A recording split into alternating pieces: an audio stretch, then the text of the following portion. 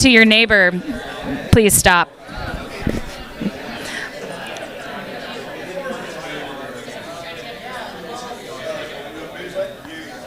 Okay.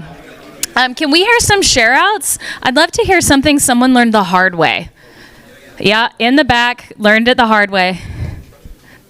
Hi, I'm Alicia. I'm a founder of Creation Rights, which is also with AI and copyright protection. I think the one thing I learned the hard way was basically having too much ego as a founder with regards to believing your idea too much and not translating that to customers, and it's all about service and basically making sure that your customers are the ones that are the key towards making any business work. And the other part was like VC language is a different communication cycle. I think we all speak different languages and different have barriers to entry, so it's more of a community. You can always learn more as well. So those are the things that I would point out as well on my side. Thanks. I was drinking. That's why I'm not confident. Yeah. That's why we do tech and tequila. Yeah. And what's your name again? Lucio. Lucio. Hey, I'm Raj. One thing I learned the hard way is spending too much time building the product. Hard. Yep. Some dittos. Can I hear some? Yeah. Dittos for that. What's something? I want to hear one more hard way, especially on maybe the hiring side. Yeah. Yeah, making too much of a judgment based on their experience rather than like their attitude, their energy, especially in a startup where it's just like you don't have all the systems in place. Yeah. It's not gonna work. You just need someone who's young and hungry. I heard some yes in the crowd over here, and like maybe a few audible sighs. And that's my timer. Yeah, so it's funny, I did like a little informal focus group with a bunch of female founders at an event earlier this week, and I want to share what I heard. So some of the things I heard were, I was so impressed with this McKinsey consultant that wanted to work with me, and I thought, wow, they'd bring so much experience. And then they asked in the interview, what's your promotion cycle? And I said, hell if I know. They also, someone else said, they asked about title, and I said, feel free to make up whatever you want. So I think the main thing I took away from that also is just to give people permission to allow timing to be everything. So to segment what you're looking for in your hiring by the stage of growth that your company's at. So stage matters, what companies need, and then also what they actually can feasibly offer changes as they grow. So pre-PMF, PMF, for those in the crowd who are not acronym friendly, is product market fit. Here you're offering proven problem solvers, a sense of purpose, learning, upside potential through a compelling story. So you want to like persuade them to be in on this with you. Post PMF, your target market is competent builders who are looking for compelling compensation and the chance to play a meaningful role in the story. Typically here, what you're really offering someone is the chance to leapfrog in their career. They're getting more experience. That equity is something they think is going to be valuable. Why do they think it's going to be valuable? Because you can tell them a meaningful story about traction. You're past the point where you have just the product, or you're past the point where you didn't really pay attention to your customer. What you can show is, hey, there are people who love this, the value is going to increase, and your value and experience is going to increase with it. And then once you're sort of at the scaling stage, you're offering professionals a chance to specialize in their zone of genius. This is where I think competitive compensation as well as culture together become really important through jobs to be done. So this is my permission to like not feel the need to sell at a stage beyond where you are, but to really think about, if I'm early, what's my story? Why are people going to believe it? If I'm at that second stage, what's the traction that I can evidence, and how does this person know that we're going to fly and that they should come fly with us? And then if you're at that last stage, how are you giving someone the chance to really fly as a craftsperson and creating an environment where they can be their best? Okay, so stage matters. So next, let's talk about hiring good fit teammates. I'm just going to take you through 4 high-level principles. Some of this is going to be state the obvious, but I'm hoping it's going to be state the obvious in that way where you're like, oh, I'm so glad somebody stated the obvious. I haven't had a chance to wrap my own words around that.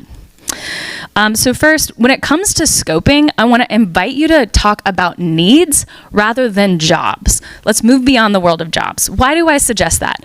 How many people at a startup have spent too much time writing a job description only to realize there's no such thing because you're pivoting every day? Have you had this experience?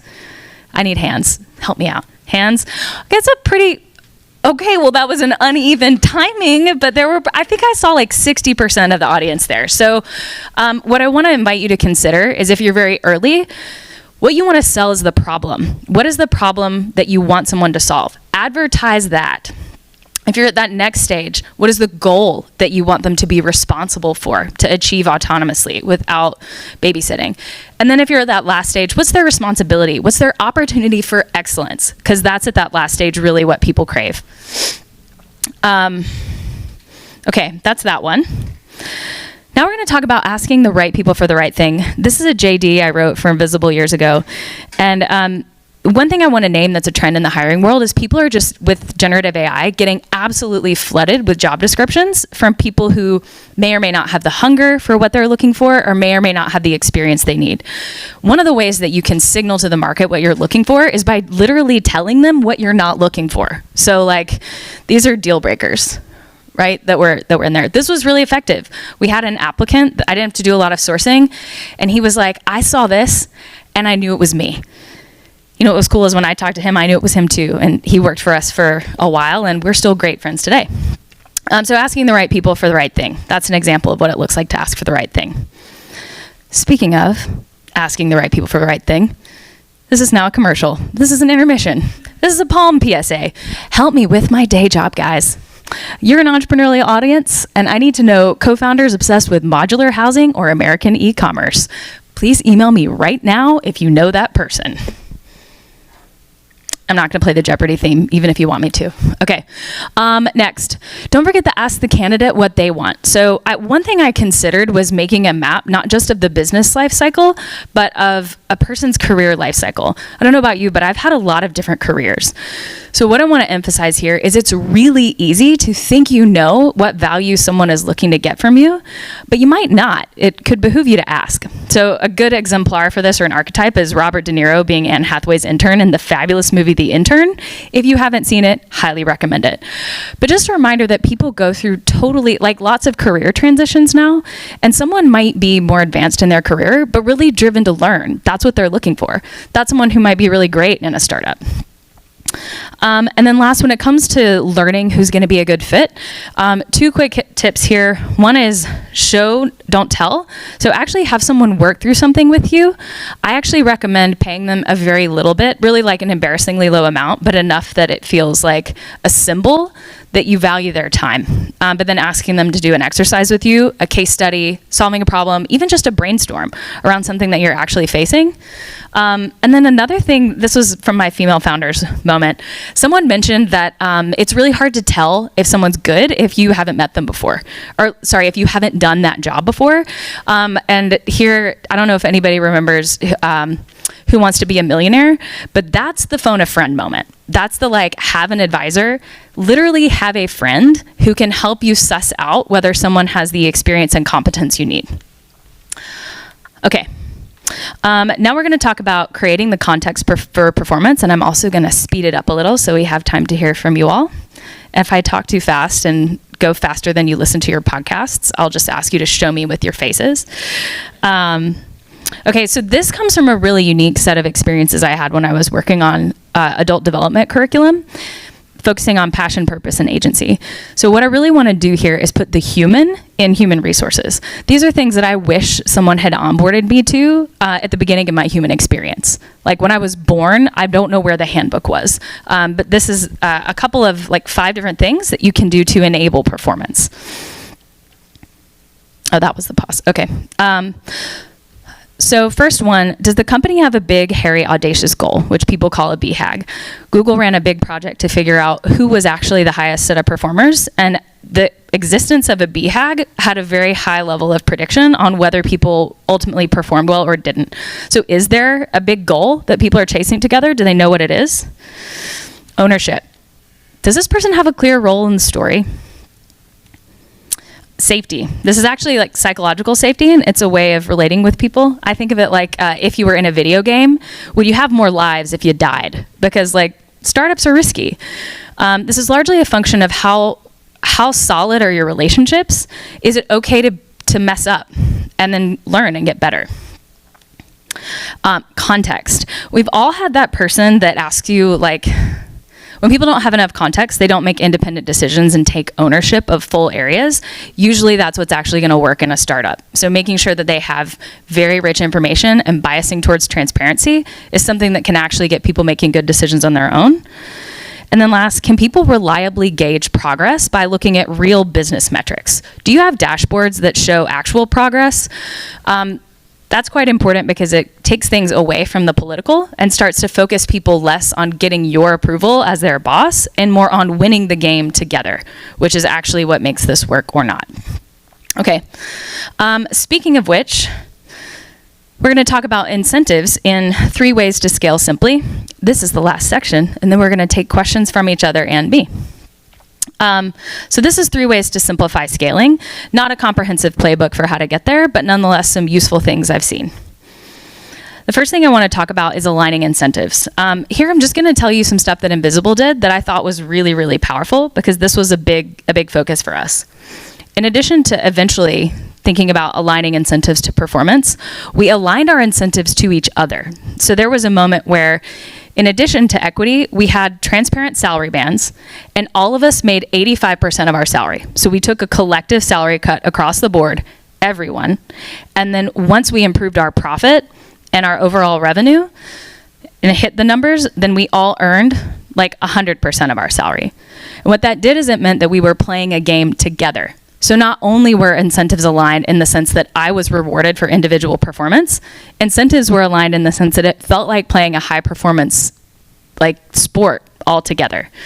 I'll also add one thing. I haven't been in an organization that used profit sharing, but I hear from founders around town that that can absolutely transform what it looks like to get people motivated and to kill the divide between the founders and the rest of the team.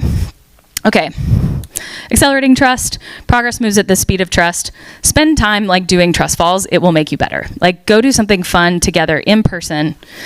And then last, culture is not something that you can outsource to an HR team. So consider things like routines, conversations, and expectations across the organization. It's about creating ritual in a way that feels embedded in all that you do.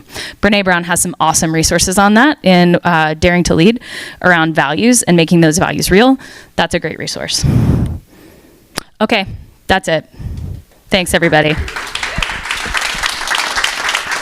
I feel like you're all really welcoming to Austin because I'm like kind of new, so thank you. Let's do a Q&A. So who has like questions or challenges? Also, be prepared for me to crowdsource because I don't want to be the sole lone. I want to activate the experts in the room. Yeah.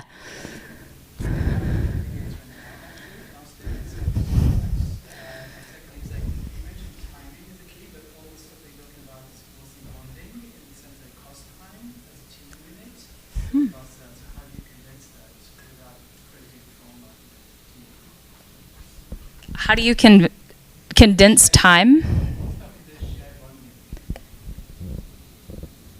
I don't know that you have to trauma bond to bond in a startup. I think you can like, yeah, no, I'm teasing. No, the thing I would suggest is literally like there's no better way to practice teamwork than to actually do teamwork. And the point is that it doesn't have to be on the specific business objective. Go play a game of paintball, get competitive, and like see how much the team gels. Or go to an escape room, solve a problem. Do you know what I mean? Point is, it's not a very time-intensive activity, but you'd be surprised how much it builds the pathways for collaboration over time. I'm not sure if that answers your question. Correct me if I'm wrong, Haley, but when you refer to timing as everything, it's mostly like at the stage of your startup. And so like what you mentioned in the beginning, like at first you're going to hire for someone who can help you build a pre-PMF, right? Yeah. And so that's that timing versus like the second phase. So it's not like necessarily being efficient with your time. It's more, that's important, I'm sure, but you know, it's more like the stage. With the advancements in technology and AI just is moving so fast, there's like time to be in the iteration cycles are moving faster and faster than ever before. So it's like the human team is not moving as fast as the iteration technology that's happening with resources. So that's why I was more like, hey, how do you create that? Maybe like working together. So I have to disagree. Can we pass this around? Yeah.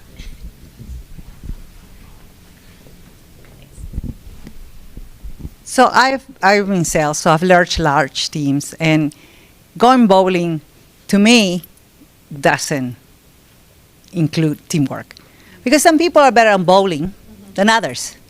I hate to lose, so I never play bowling. Or the people went skiing, and I don't like the cold, so it didn't bond me, right? So in your text, what I really believe is that you celebrate the tiny, tiny wins. So divide whatever goal you have in very tiny, tiny wins, and celebrate in a group way those tiny wins. But if you're going to wait until the end to celebrate the wins, people are going to be exhausted, right? But if the part of the motivation is you remind them what's their purpose of the whole thing, right? And if you celebrate that they meet that purpose in that specific goal, you're like, oh, I made it to Waco. I only have an hour and a half for Dallas. I can do this, right? So for me, that has worked. And I don't mean to disagree, but it hasn't worked for me. What you said didn't work for me. But I don't know. Does that help? Yeah. Okay.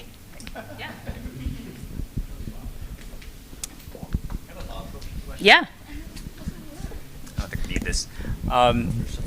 So given what you said, I manage lots of remote teams now.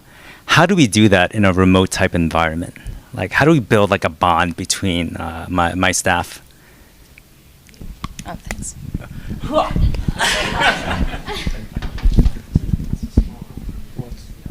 I think who in the audience feels like they want to respond to that? Well, first of all, do you have an answer? I actually do, yeah. I was in a remote environment that worked really well, and that's part of the context in which getting together in person actually helped a lot. But when we had everything documented and everything recorded, and so what it meant was that you actually had context for tons of things across the organization that were happening that you otherwise wouldn't have known, which actually created an information advantage that often is lost in person.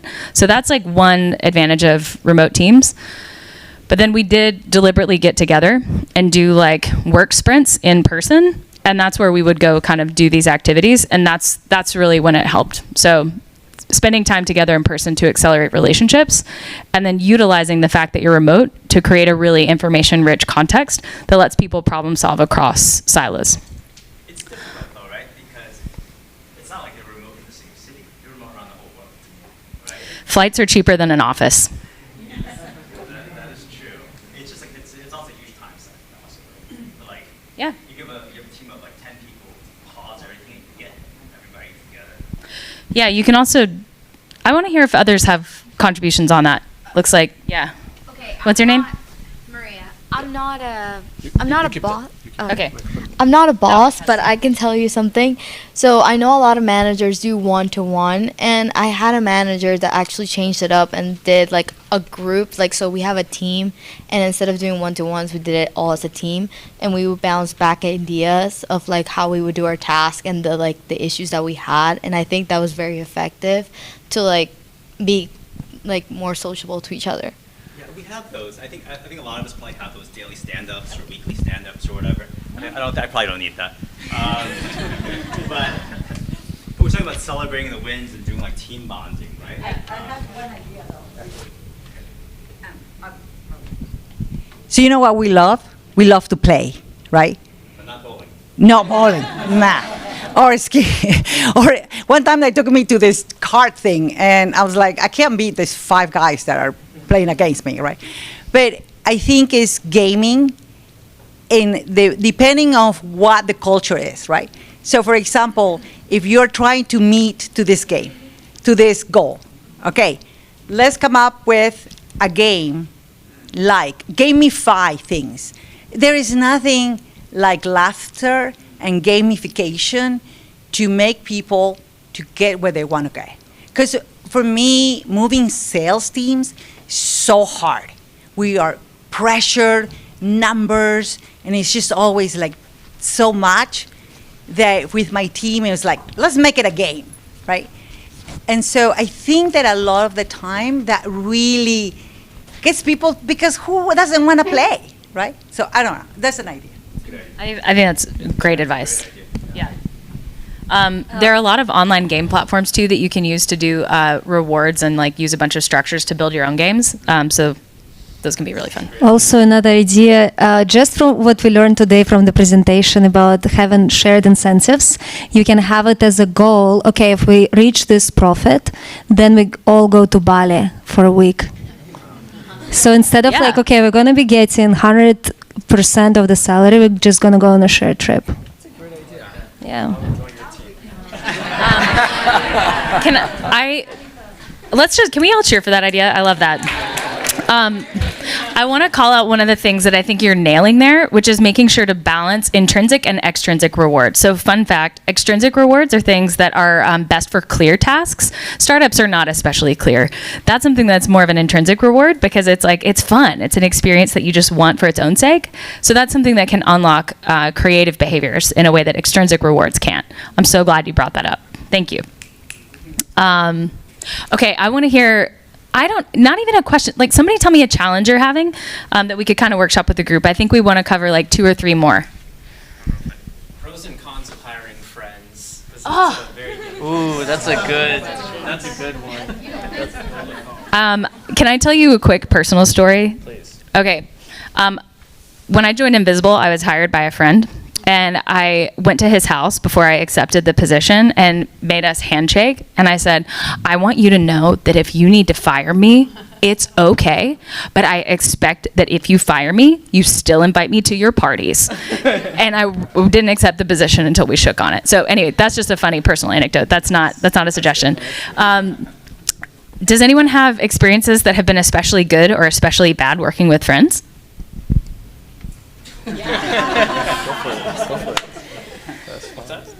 I said, does anyone have an experience to share on that side? I feel like you failed. Yeah. We can all feel it. Yeah. Sure. It's good when it's good and it's really bad when it's bad, right? I think the highs are highs and the lows are low because accountability can be an issue when it's someone you're very close to saying, hey, can you just get this done?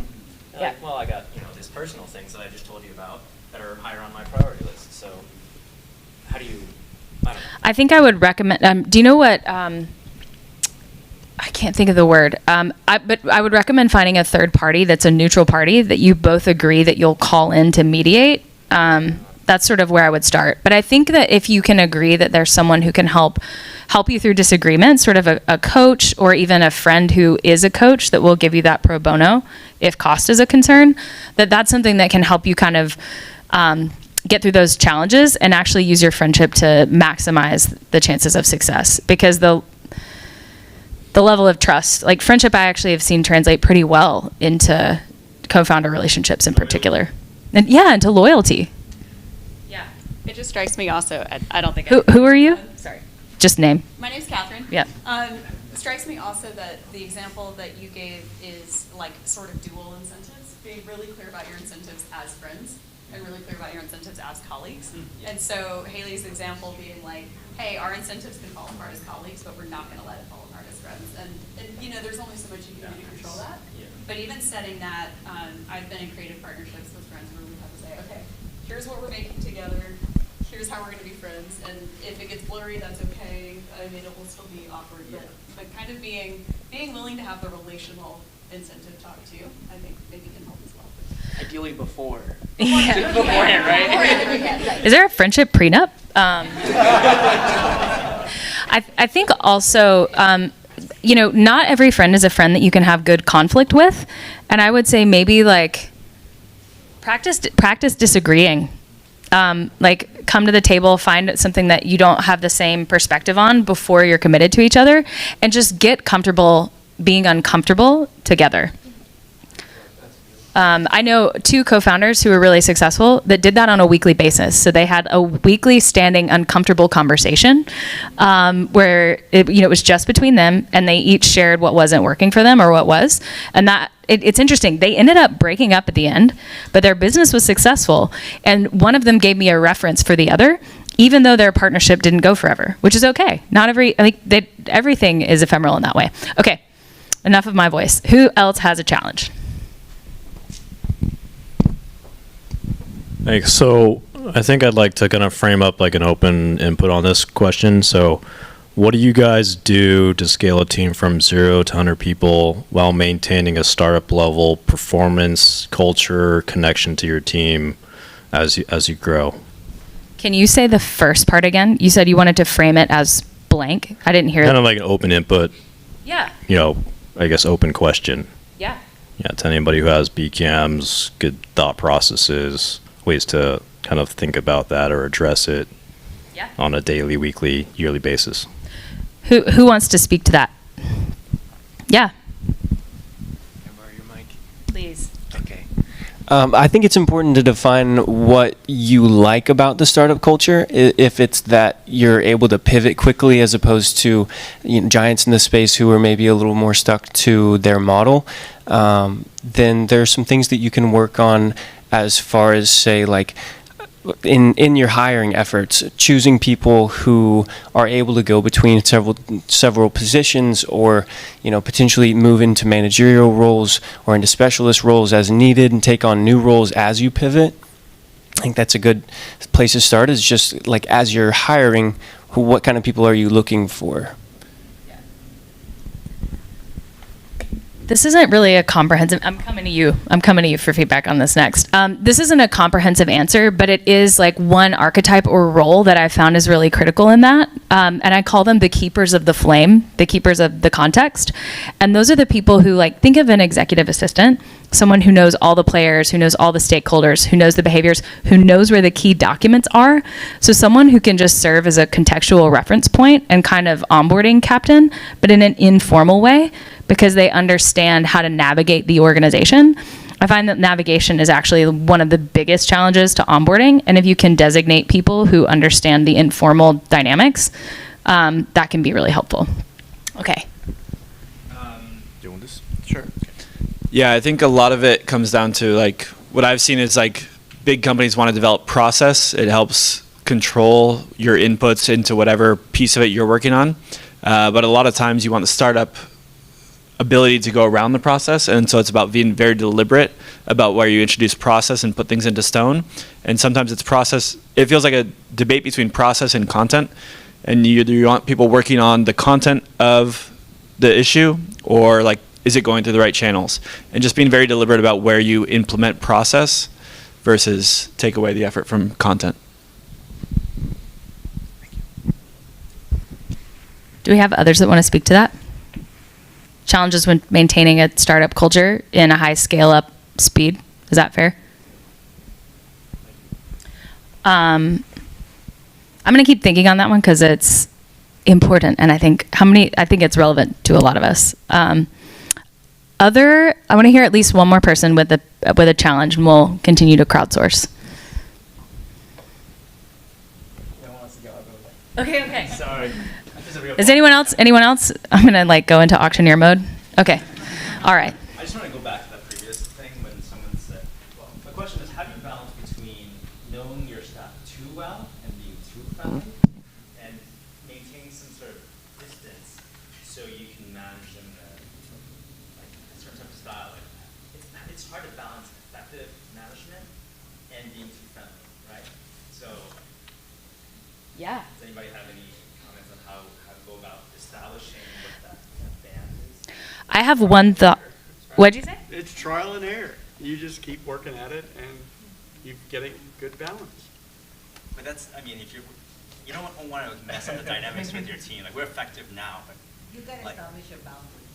Like, you need to understand what the boundaries are. You need to say it out loud. And it's so important because it happens all the time. You are winning together, and you get close, and you get intimate, and you're friends, and not only, and people are starting calling you family, and you're like, no. So you have to be very clear about the boundaries and so hard to maintain. So it is a job that I have to do every single day, because I tend to get too close, right? So if you just breathe and figure it out, these are the boundaries. Yeah. That happen, right?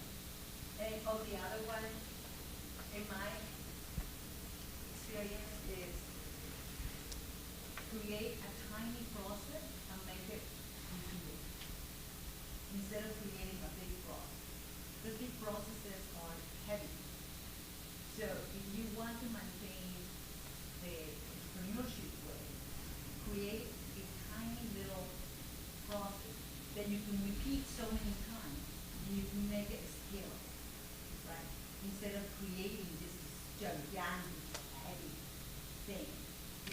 you're saying, many times I love process from the year, but sometimes those hinder creativity. It's a hard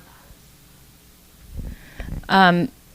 I'm going to offer two things on that. One of them is to, people say often, like, don't take feedback personally. I think it's also important not to give feedback personally. Sometimes we encode developmental feedback inside feedback about a deliverable. And I think drawing strong distinctions between what we're talking about can be really helpful. So for instance, let's say you're having a conversation about an objective in relationship to a KPI. Have the conversation about literally how are we doing, and be a teammate to the person in pursuit of the objective, right? Like, go side by side. What's the delta? And like, don't hold back, give a crit, but talk about the object of their work, not the subject doing the work, right? And then separately distinguish developmental feedback on how that person can grow, making sure that you tether both to the things you're holding them accountable for, but also to the ambitions they have in their career that are distinct from that. So I think decoupling those two things and making sure to give very objective, no holds barred feedback about performance, considering an artifact, and then to have more easeful conversations about development, because people change slowly sometimes. So, yeah. I'll just add, I think giving feedback is always uncomfortable, but if you think about it as like the growth of the team and the growth of the individual, then knowing them well and knowing what their motives are and knowing like what makes them tick and what their goals are, then that helps you, as she's saying, like really. So I think it's a benefit in some ways, because then you can really connect those dots, and it can come from a caring place as well. Like, I care about our team's growth and I care about your growth, and these things need to happen in order for that to. Yeah, guys, let's tell us, and then we're gonna wrap. I was just gonna add, just kind of piggybacking off of that conversation, that thread, and I think anyone that manages a team knows this, but like feedback early and often. Like, something happened, like, you want to do it as soon as possible. You don't want to like hold it. You don't want to leave it like lingering, and like, especially if it's like negative feedback. Like your first instinct maybe to hold it. Don't, Yeah. Don't. Yeah. I wanted to touch on something that was in your presentation earlier. If the goal is to get to know your team better, then oh, thank you. If the goal is getting to know your team better, then utilizing things like games can be a great way to get to know your team. And then there's always those personality type tests that kind of show how teams work best together. But one thing that was in your slideshow that I wanted to mention is the zone of genius. I feel like that's very understated. And there's so many different ways that a person can be a genius and apply that to their job. And that can help in positioning people to pivot with the company into, creating a new org within your startup. I want to make sure I hear from you, and then we're going to wrap. Yeah. Oh, I don't think I need it. I just wanted to go back to the how do you maintain this relationship, like when you're managing people, of being like friendly, but also like kind of having that balance, kind of from the point of view, not like a manager, but from like an employee perspective. Yeah. I think it's really important to have this idea of like we're all kind of consultants working at this organization, this company, right? So it's not necessarily like you're my boss, therefore there's like this like necessarily hierarchy. Like, I feel like that creates a lot of tension in that relationship, or it maybe pushes someone who's in a managerial position to have to be extra friendly because they don't want to come off as this like boss figure. I think like having this concept that like we're all kind of equal in this organization, absolutely. and we're all working as a team, and like your input, your value, whatever you have to contribute matters. And like I can see you as someone who is here to solve a problem, while I'm also here to solve a problem, and you can share knowledge here.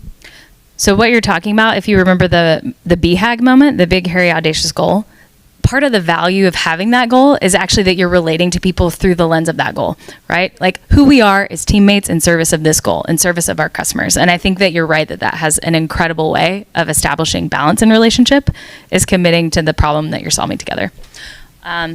Okay, team, we're to the wrap. Hey, thank you so much for having me. I really appreciate it. what a dynamic Q&A amongst you all. Yeah. Right, excellent. So thanks a lot for your amazing talk, loaded with information.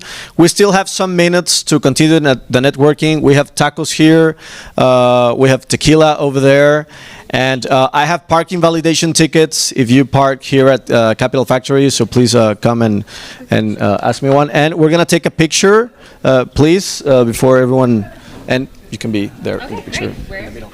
In the middle? Okay, I'm gonna go to the back. That mic is still on.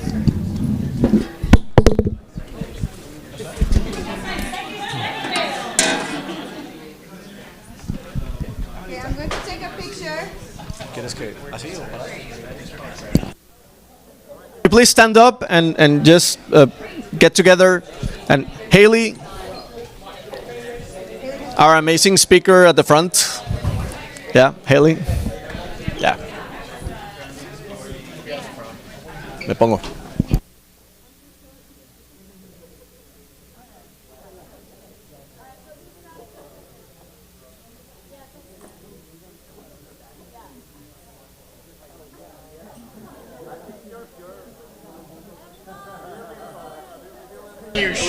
Five, four, three, two, one.